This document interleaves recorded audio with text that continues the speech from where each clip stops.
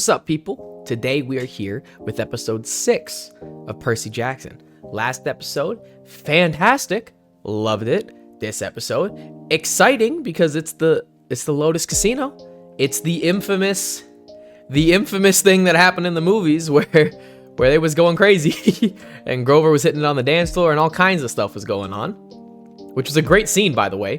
The movies might have sucked in terms of an adaptation as a book, but the movies were bangers. Maybe not the second one, but the first one was a banger. I don't care what anybody says. First one, as a movie, was a banger. Not as a book adaptation, but as a standalone movie was pretty great. And that scene in the Lotus Casino is fantastic. So they got a lot to live up to. A lot to live up to with this episode. I heard Rick Riordan say that he likes what they decided to do in the show better. Of course, he's gonna say that. He's working on the show, and he hated the movies, rightfully so. So, I mean, obviously he's gonna say that, but I'm excited to see what they do with the Lotus Casino. I'm excited to see Lin-Manuel Miranda as Hermes, because Lin-Manuel Miranda's my guy. I love him, and I think he's a fantastic choice for Hermes, especially how I read Hermes. He feels pretty accurate to him. Although, of course, I think his name is Nathan Fillion or whatever, who played him in the movies. He was also perfect. So, whatever. But I'm excited. I'm excited to get into this. I don't have much else to say. I just want to watch it. In case you don't know, full length and early access on Patreon. And without further ado, let's watch this episode. Isn't that right, little hero? Not time for us to meet quite yet. Run along now and show me what you are capable of. That meeting between Kronos and Percy. That's gonna be good, man. Please tell me you're calling with good news. We know who stole the bolt. How do you know? That's funny. Knew who the thief was, but was That's funny. Because I love how because anybody else, their first answer would have been, you know, their first answer would have been like, who is it? They wouldn't have been, how do you know? Because we know who it is. One day you died in the river. Right, so Medusa on Saturday. Guys, what is this? What? Why did you turn into an old married couple? Some of these guys, so smart. They were really only missing like one piece of the puzzle to get the cages unlocked. What's that? Thumbs. But you're here now, so. Thumbs. Wait, hang on. What? Your mom told you all the stories. Did she read you the Odyssey? The graphic novel. It counts. But if Hermes is in there, though, then what choice do we have? What do you think, wise girl?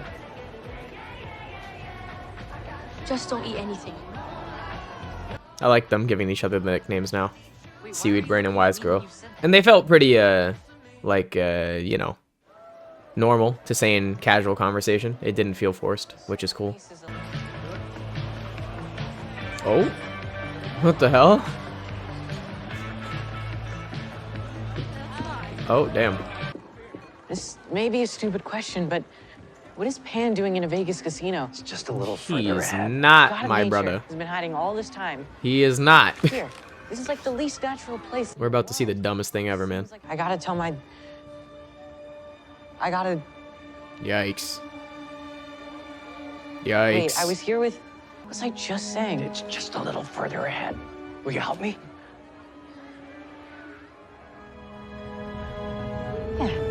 Yikes. Well, that's not good. That's not good at all. Wow. You're a really good guesser. Exist beyond space and time, kid. Why do you think they put me in charge of delivering the mail? Look, be so close to someone you love, knowing neither of you has any choice but to keep hurting each other. I know you do.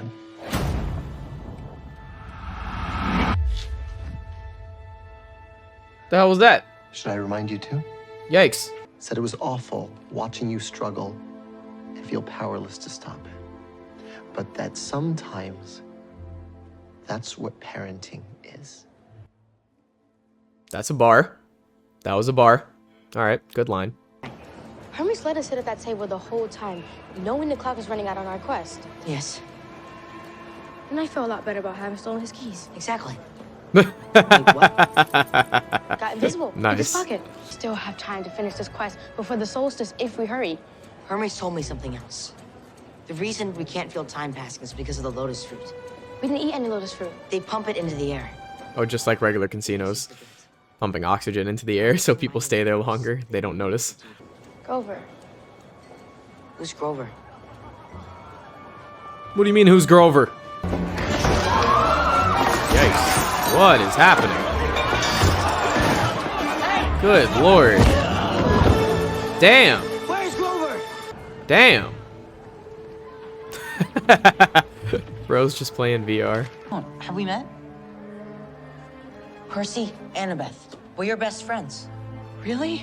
Oh, boy. Grover, we're on a quest. I was hunting for Pan. Sounds great. No, I mean, like, I actually felt I was about to find him. That I'd be the first. That I'd help save the natural world. Well, It felt so real. well, Guys. not to spoil anything, Grover. Hermes drives a cab? You're welcome to give this a try.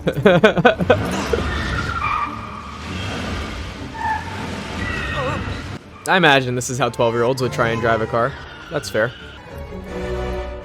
It's okay. You've got this. Oh no, dude. Nice and slow.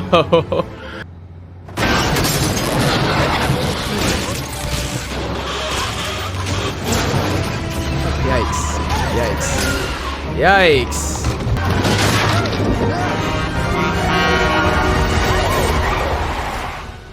Alright. Alright. That was good. Good stuff. That was eventful. That was good. Good stuff.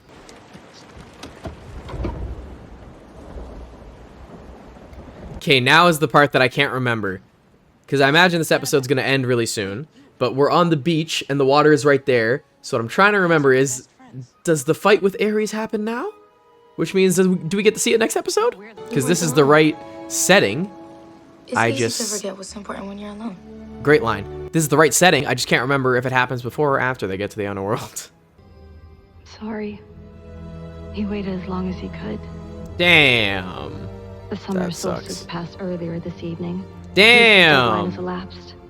Your father has gone to marshal his forces and prepare for war. Oh, that's a rip. He asked her to relay a message. That's a rest in peace. There are 4 of them. Yeah, for your mom, dickhead. Save the world. And then go save your mother. Nice.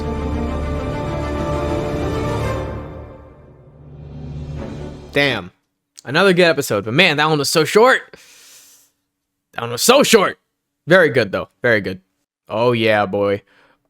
Oh, yeah, boy. I just saw I didn't see the whole teaser clip thing because I don't watch any of those because I'd rather be excited and new information when I first see the next episode. But I put my mouse cursor over it and I saw Ares standing there on the beach with a sword. Which means next episode, hands are about to be thrown and Ares gonna get clapped. All right, another fantastic episode. Loved it. Lots of fun. I will say, sorry, Rick Riordan, but the movie Lotus Casino scene is hard to beat. All right, when you got the music blaring, all of them going crazy, Grover dancing, it's hard to beat that, man. It's hard to beat that. I'm sorry. But this was a great one. I say that in jest. This was a great one. I loved it. Felt very real, felt very good. Exactly what the chapter was like in the books, you know? So, it's fair. I don't remember the whole Augustus thing, to be fair. But, again, that doesn't matter. It portrayed everything it needed to. I loved the scene. It's exactly how it felt, though, I mean, in terms of what the Lotus Casino was like. You know, you just go in there, you forget time. I mean, for people who have read the books, I don't know, all I could think about was actually Nico and his sister Bianca. I don't know why, but I mean, we know why. But that's all I could think of for whatever reason. And I kind of wish they showed them, weirdly enough. I know that doesn't make sense, but like, as like a little teaser thing, you know? You don't need to know that that's them, but they could just be there, you know? But it was great. Nonetheless, a great episode. I liked it a lot. I really liked Hermes. I really liked Lin-Manuel Miranda's version of Hermes. I really like what they're portraying with the gods, though, especially some of them. Like, there are gods like Ares, where he just doesn't like his kids, and he's a crappy parent, and that just is what it is. And then there are clearly gods like Poseidon and Hermes, where you can definitely see they do care. And from our perspective, it's hard to see what the gods have to struggle with or what they have to go through in terms of being parents. And so for the demigods, it's very easy to just belittle the gods 24/7 and, you know, crap all over them and say they're horrible, they don't care, they don't do anything. And I mean, Hermes is a perfect example of him, because especially you find out in the book, you know, like Hermes did truly love Luke's mother.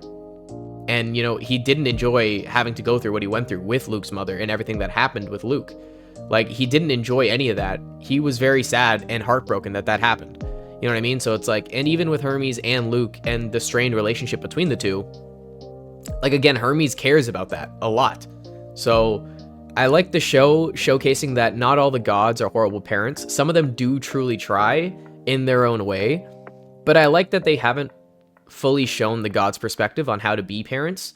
So again, we're still looking from the outside and we think there's more that they could do, which of course there is. But I'm glad they're showcasing a little bit of the fact that, you know, the gods are trying. Certain gods definitely do care about their children. They do care about being good parents. They do try their best. And there's just so much that they're not allowed to do with their demigods, no matter how much they wish they could. And there was that line where they talked about, you know, how powerless he felt, or how powerless certain gods feel and how much they hate that.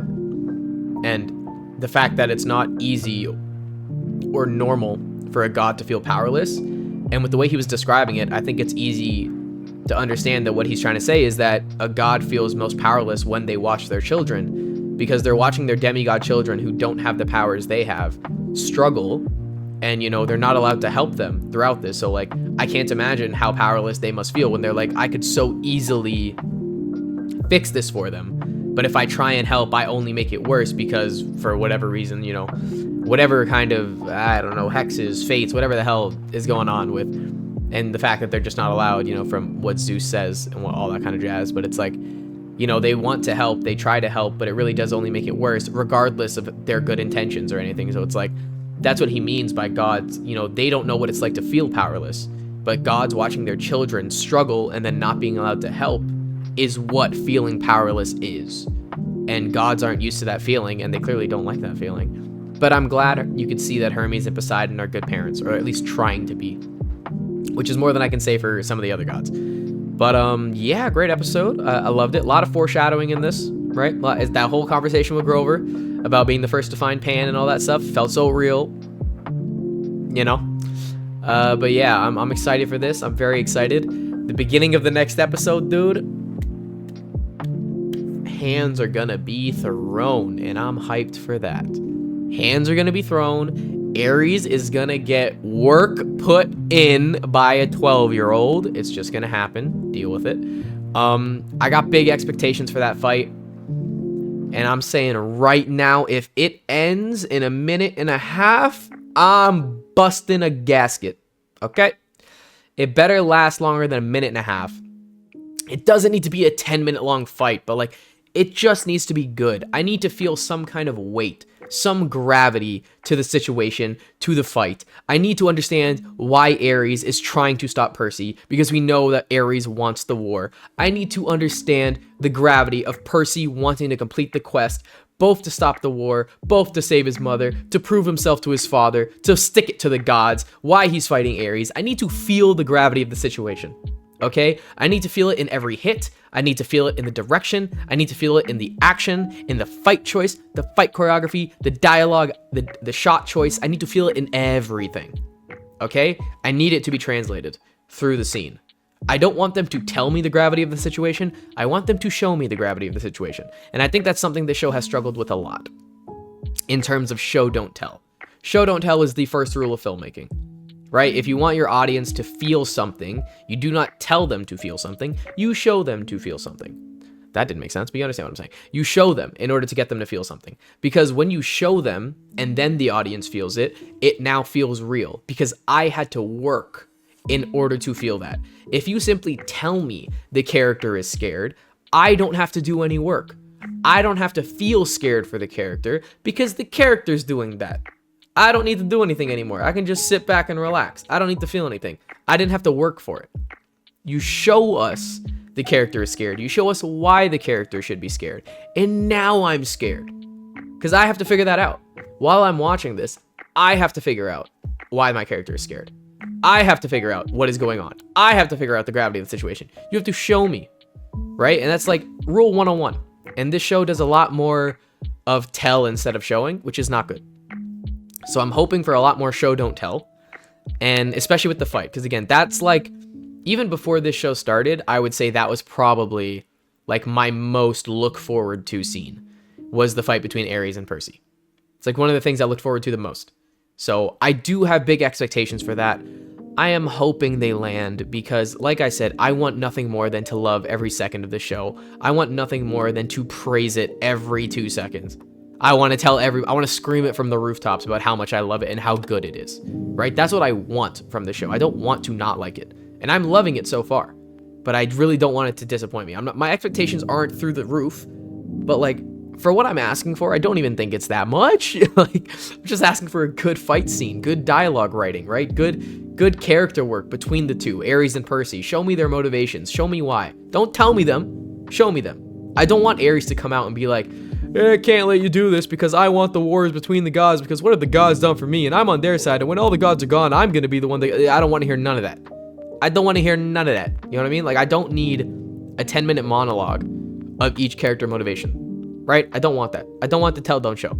You give me a few sentences and let me work out the rest. You know what I mean? Like, that's how you do it. So, fingers crossed it's good. It's got a lot of hype to live up to, if I'm being honest. The book fight is fantastic between Ares and Percy, so I'm excited. But this episode was great. I loved it. Hermes was great. Very excited. Sucks that Percy didn't get to see his dad, but Underworld next episode. So, we're very close. I don't know if there's 8 episodes for the first season or 10. Or maybe it ends next episode. God knows. I don't know. I think there's 8. There could be 10, but I think there's 8. I don't actually know. But I'm excited. Great episode nonetheless. Can't wait for the next one. Leave a like, leave a comment, Patreon, full length, all that jazz. Without further ado, I'll catch you guys next time. Peace.